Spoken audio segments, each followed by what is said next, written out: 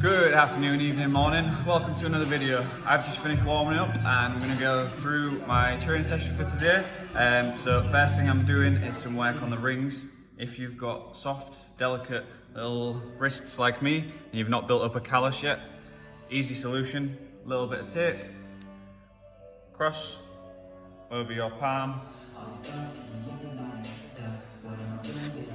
loop around your wrist, and then make a little cross there, tear the tape off. Just for whilst you're toughening up the skin on your palms, so for when you're doing a false grip on the rings, it doesn't tear your skin off. Enjoy the video.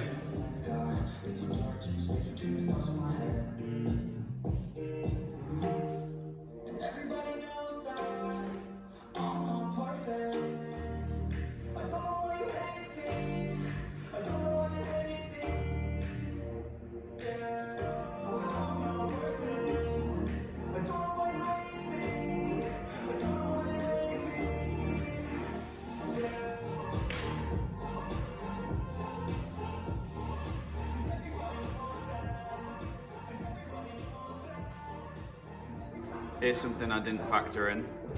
When it came time to pull this off, it's pulling all the hairs off. So that's fun. But anyway, wrists are protected after now. So I'll do a couple of kipping muscle ups and we'll move on.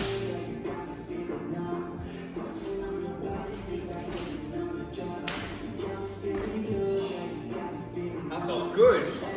That's a nice surprise. So with the ring muscle ups, the kipping ones, I like to have the strength to do them strict before I start trying to do lots of reps kipping, but I managed the first strict one today, as you've just seen. Not done that in a couple of months, so real happy with that. And kipping wise, I'm just doing 5 sets of 1, so I've just done the first one. And with them, I'm basically trying to do 2 different types of ring muscle ups. So one type is where it's almost like a front uprise. So as you land, you're pressing straight away. So you might land in this kind of position on the catch and just press out. That way you're using a lot less upper body. It's more about the kip swing. So someone like me with the dodgy shoulder where my upper body's not as strong, that's a useful thing to kind of save my shoulders. The other way is more common what you see in CrossFit, so where you land in quite a deep position and then you're kipping up. So that's useful. Well, most people end up doing that, and it's good, especially if you've got the upper body strength. And when you're tired, if you don't quite turn over high enough, it's easier to catch here than it is to catch here, obviously. So in a perfect world, I do them all where I catch high up, but we don't live in a perfect world, and so I train both. So I'm just gonna I've done 1 single, do 4 more singles, so I'll do 2 with the high catch and 2 with the low catch. Hopefully it makes sense. I'll show you.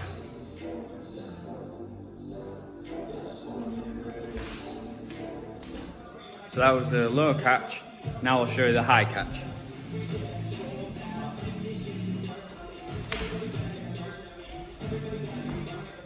So, I wasn't perfect, but like I said, not done it for a while. It's not bad. Hopefully you can see the difference in the 2 movements.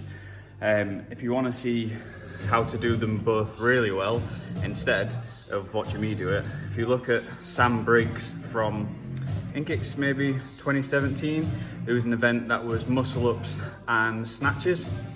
You look at her turnover, she catches really high and presses out. And then if you look at any of the guys that are traditionally good at gymnastics, like Cody Anderson or Alex Smith or Matt Fraser, you'll see they catch quite low and then press out. So there's the 2 different styles there. I've got 1 more rep left, so I'll see if this one looks any better for a higher catch.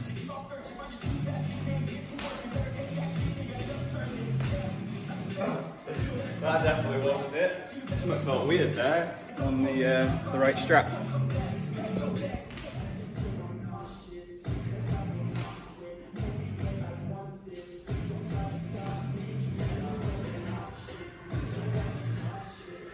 think keep the ropes tangled. So that went really well. You know when training goes fantastic and it puts you in a good mood. And I just heard these lyrics, which I think are incredible.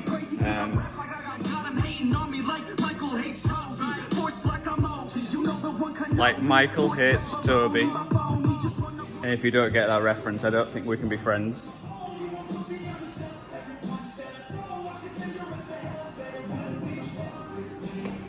So that's that thing where you hang onto the bar and just kind of like flop around like a fish out of water. I'm just doing 4 sets of 5 of that. It's first session doing them kipping again. Yeah, I think I'll just show the one set. With these double unders, what I'm doing is trying to stay inside a square. So one square is 50 centimeters by 50 centimeters.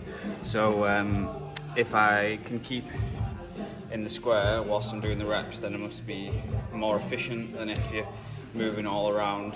So basically did the first set, got 37 before I moved out of the square. So it's like, right, that's the cut off for today. And then do 3 more sets of 37, keeping in the square. So it's the same amount of reps, so I know that I can do it, just working on keeping in the same position and moving as few body parts as possible. So with these, rather than skipping from the elbow, I'm trying to just move my wrist, and rather than actively jumping, trying to just use the bounce from my ankles, from the Achilles tendon. I'm definitely not an expert by any means, I'm not that great at them, but these are the things I'm trying to do to get better at. Double unders. Oh, and this is a weighted rope as well, because we lent out my normal skipping rope to a few different clients have got them with lockdown. So in a few weeks, when gyms are back open, we get stuff back. In theory, normal double unders without a weighted rope should be easier. I guess we'll see.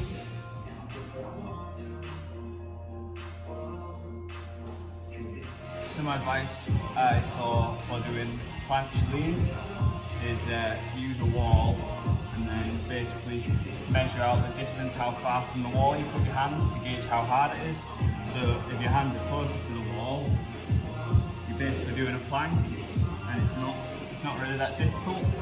Whereas as your hands get further away from the wall, eventually you get to the point where there's no wall and you're supporting your full body weight.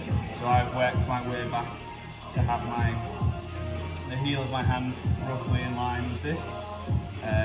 The other thing that I've been trying to focus on is when you're in the position, is to push scapula forwards, so you're actually using your serratus to hold you into that position. Anyway, let's do my other set now.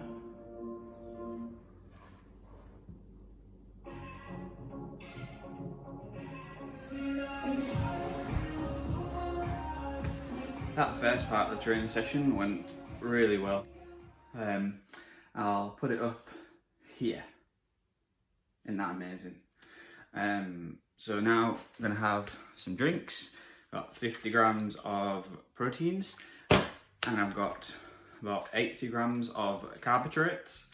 I'm going to watch some California Strength clean, how to do clean and jerks, basically just to remind myself of good technique, and I like to try and watch it before I do the sessions. Maybe there might be something that clicks and I think, oh yeah, I'll do that today. I emailed Matt, the Gains Lab, guy doing my program, and was like, which one resource do you think is best for weightlifting? Because there's so many different places, so much conflicting stuff. This is what he suggested, so this is the one I'm going with. So I'm going to have this to eat, drink, you know what I mean. Watch these videos with it, do some stretching, and then get back to my, I guess it's just one long training session rather than splitting it up into 2. So there's going to be some pause clean and jerks, some clean and jerks, some clean grip pulls, good mornings, L-sits, planks, blah blah blah, and a Metcon, which looks fun actually. So it's an AMRAP for 9 minutes of 9 clean and jerks, at 60 kilos, 9 toes to bar, and then ascending rope climbs, so 1, 2, 3, 4, and so on. I think the only modification I'll make for that is the rope climbs. Just with my lat, it feels good. I did rope climbs yesterday, but I don't want to risk in a Metcon have an accident or whatever, especially being in here by myself. So I'll just do half reps on the rope climb. So just going up to, we've got a white line that's at about 15 foot. So I'll just climb up to there for the reps rather than normally in a workout like this. Get the crash mat out and I climb up to the roof. It makes it more fun, doesn't it? A bit of an adrenaline rush. Yeah, that earlier session, super happy with that. Muscle ups were good. I managed to do that swingy, kippy, fish out of water thing on the bar. No problems there. So yeah, get this done and get on with the next part of the video. Thanks for watching. Look at that, glorious weather. So welcome back to another short voiceover. What you can see I'm doing here is basically some footwork drills for my jerks. So I've noticed when I do my split jerk, my base is quite narrow. So my front leg and back leg, if you was looking at them from in front, there's not much space between. So I sometimes lose my balance to the side. So I spent about 10 minutes just doing some drills on footwork first, and then followed that up with some slow pull cleans, some pause cleans, some slow dip jerks, and some pause jerks as well. Just really trying to work on the position. It helped a lot today. The jerks that I did manage felt really snappy, which is fantastic. You'll see in the video very shortly why I had to cut the training session short. But apart from that, everything went really well today. So I'll let the last few clips play, and then you can listen to past me talk about why I had to stop this session.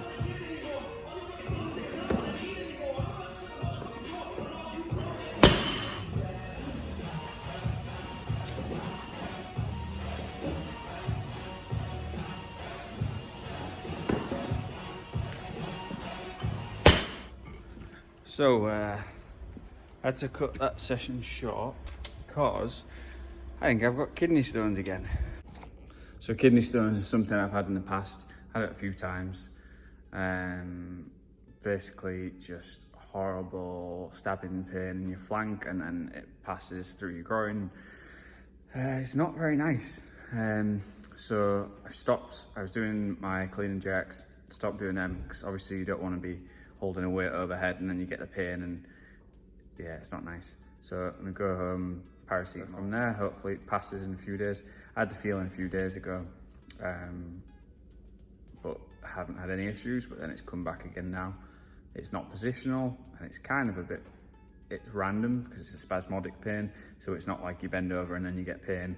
It's just every now and then there's like a background level of pain, and then every now and then you get this horrible stabbing pain. So that's fun, and I'll pick up this training session another day, I guess. But yeah, can't carry on with it like it is. So if you've made it this far through the video and you get into this point and you've not already subscribed, please do. It helps, because then more people will see the channel. And yeah, I'll either see you in a second or I'll see you in the next video.